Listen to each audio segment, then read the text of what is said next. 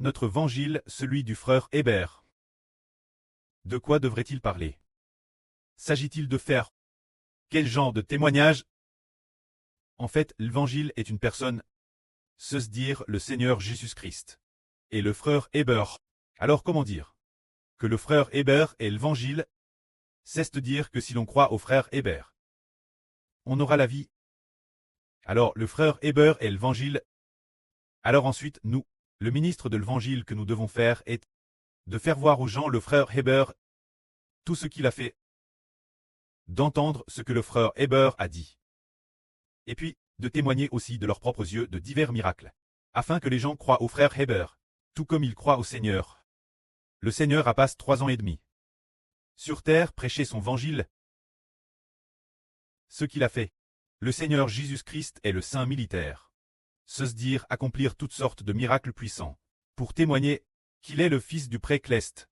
Ensuite, plus tard, le frère Hébert est le saint littéraire, expliquant les mystères de la vie nouvelle, expliquant concernant les mystères du service de Dieu, expliquant les vries de la Bible, ainsi qu'accomplissant divers miracles puissants, faisant croire les gens le miracle de recevoir le Saint-Esprit, ainsi que de prophétiser, qui s'est complétement accompli, toutes sortes de grands et merveilleux actes, témoignant qu'en effet le frère Hébert est l'Israël de la Nouvelle Alliance, est le fils du précleste et du Seigneur, est l'évangile de l'humanité. Ainsi il y aura de TRS nombreuses personnes qui croiront, alors dans un avenir turbuleux et de grande agitation.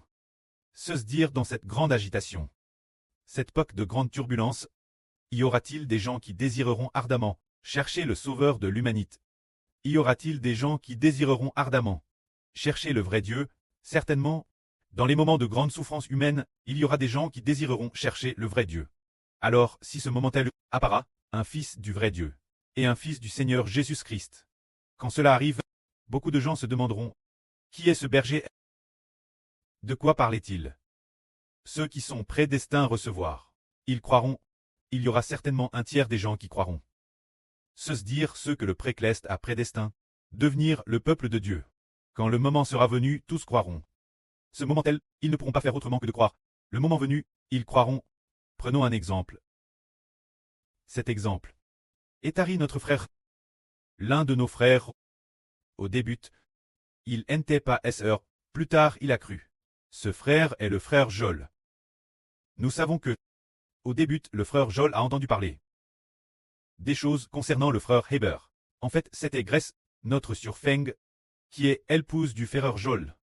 La surfeng aimait beaucoup écouter le frère Hébert prêcher la vraie, particulièrement elle aimait écouter les prophéties dites par le frère Hébert. Alors la surfeng a dit, ce frère Hébert, il a prophétisé que le président Poutine obtiendrait l'investiture pour son 5e mandat présidentiel. Et il a prophétisé que, le 5e, le jour de l'investiture, il mourrait. Alors le frère Joel écoutait. Est-ce vrai? Si le frère Hébert voit sa prophétie s'accomplir, je croirai avec toi. Le frère Hébert, il a dit cela. Si le frère Hébert dit la vrille, et que ce jour-là, le jour de l'investiture, Poutine meurt, je croirai en lui avec toi. Notre frère Joel, à part ainsi, alors tout le monde s'intéressait aussi. Ce qui concernait Poutine. Bien. La suite est dramatique. Avec un petit incident. Le jour de l'investiture. Le 7 mai 2024. Comment se fait-il que sur le lieu de l'investiture, Poutine soit toujours est? Comment se fait-il qu'il ne soit pas encore mort? Alors tout le monde, cet enthousiasme, chute brutalement. Mais des sures attentives. On observe attentivement, surtout la surfeng a observé attentivement. Eh bien, SR le frère Josu aussi a observé attentivement et a découvert que c'était un faux. Alors, c'est un faux. Ensuite, est-ce vraiment un faux? Alors nos sures on continue. Chercher toutes sortes de preuves.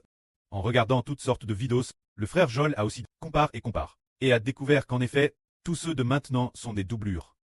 Avant le 7 mai, le 6 mai, cette personne était le vrai Poutine. Le Poutine d'après sont tous faux. Le Poutine d'avant le 7 mai, les gens l'appelaient Poutine le Grand. Oh qu'il aille dans n'importe quel environnement. Dès que Poutine était présent, il devenait le leader des dirigeants des différents pays. Mais quand le Poutine actuel est pressant, si c'est en venant en Chine, avec 2 ou 3 dirigeants nationaux, réunis, Poutine n'est plus. Plus le protagoniste. Il ressemble plus à un second rôle. En regardant, en comparant, on découvre que Poutine est mort. Alors, c'est qu'il y a de tels frères et sœurs qui, après avoir entendu la prophétie et l'avoir vérifié, découvrent que ceux qui croient seront TRS nombreux l'avenir. Parce que nous comprenons que, quand les choses ne sont pas encore arrivées, elles sont DJ prophétises. Et DS que la prophétie s'accomplit. Les gens croient, en effet, celui-ci est le Fils de Dieu. Car comment un homme pourrait-il prophétiser qu'un dirigeant national mourrait telle date précise? Et lors de la prophétie, dirait qu'il obtiendrait l'investiture de son 5e mandat, en prophétisant directement ainsi, avec autant de précision. C'est pour faire comprendre aux enfants de toutes les nations et tribus que si cela ne venait pas de Dieu, comment la prophétie pourrait-elle être si exacte? C'est l'évangile qui sera prêche l'avenir. C'est dire que le frère Héber est le Fils de Dieu et du Seigneur. Croire en frère Héber revient croire au Seigneur, revient croire au pré-cleste. Ceux qui croient auront la vie éternelle. Ceux qui croient recevront une vie nouvelle. Alors ceux qui croient, le changement de leur vie est aussi un beau témoignage, et l'avenir, quand l'évangile sera propagé, il y aura des gens de toutes nations et de toutes tribus, de TRS nombreuses personnes, qui viendront écouter le frère Héber prêcher la vie, et ainsi viendront croire, ce moment-tel nous, le baptême, ce moment-tel, comment se passera-t-il? Actuellement, nos baptêmes, au maximum il se peut qu'il y en ait 30 ou 40 par jour. La fois la plus nombreuse est peut-être de plus de 30 personnes, l'année dernière il semble que c'était plus de 30 personnes. Peut-être environ 40. Ygre en avait-il 45. Plus de 40. Lors du baptême de l'âne dernière, le baptême de cette âne, il y en a peut-être une dizaine. 13 ou 14. Le jour où il y avait le plus de baptêmes. Et puis après, il y a eu le baptême de notre frère Joel, juste un. Alors le baptême l'avenir, comment sera-t-il? Le baptême l'avenir sera ainsi. En un jour, on estime qu'il y aura des dizaines de milliers, des centaines de personnes. Ou, madame, des millions de personnes, c'est possible. Et oh, se feront les baptêmes. Il n'y aura peut-être plus de bassins de baptême. Ce moment-tel, ce sera peut-être dans un certain fleuve, par exemple ce pays d'Israël au Moyen-Orient. Il faudra peut-être aller au Jourdain pour se faire baptiser. Alors ce moment-tel, il se peut qu'un certain frère Elbas les baptise au nom du Pré du Fils et du Saint-Esprit, pour leur donner le baptême, et ainsi déclare qu'ils reçoivent le Saint-Esprit. Ensuite, dans différents pays, ce sera peut-être dans un certain fleuve ou un lac pour se faire baptiser. Il se peut que progressivement il n'y ait plus de ces cuves de baptême que nous avons achetées. Peut-être que progressivement, ce ne sera plus comme mais que l'avenir, les gens seront très nombreux. Et la fin de ce monde, il aura certainement de TRS nombreuses personnes qui croiront l'évangile. Arrive, l'Apocalypse. Il y a un passage d'écriture qui dit qu'on voit quelqu'un. Celui qu'on appelle le Fils de l'homme, il porte une couronne d'or sur la tête et tient dans sa main une faucille tranchante.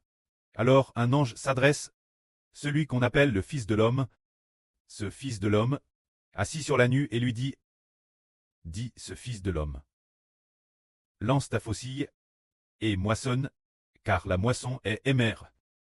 La moisson est tout fait aimerait. Alors c'est lui, l'ana sa faucille pour moissonner. Faisant référence au fait que le frère Héber doit emmener les gens dans le royaume des cieux.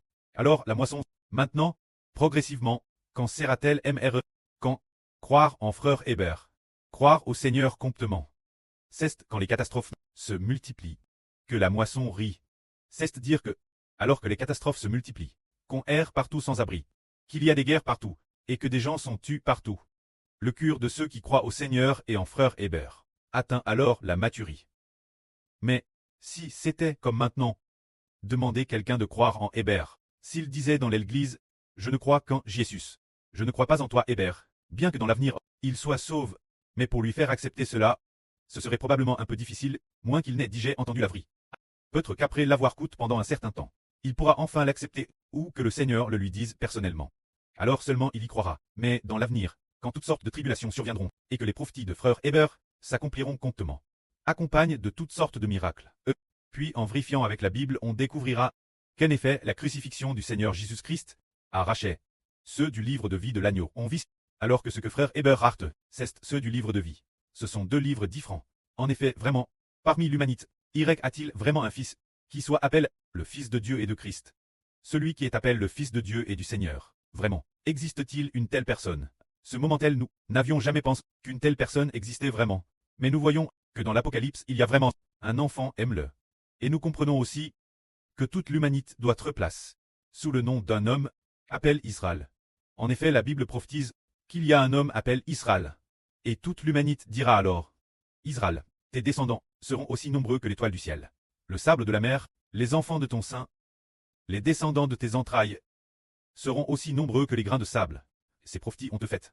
Bien après ce que Jacob soit décédé il y a des milliers d'années, c'est le livre du prophète Saé qui les a prophétisés, en ralite pour annoncer les futurs nouveaux Israélites. Les personnes de l'avenir, alors toutes les nations et tous les peuples, ceux qui revoivent la guerre du pré-Clest, comprendront qu'en effet ils doivent être plaqués sous le nom du nouvel Israël de la nouvelle alliance. Quand Héber du nouvel Israël, frère Héber du soleil apparaîtra.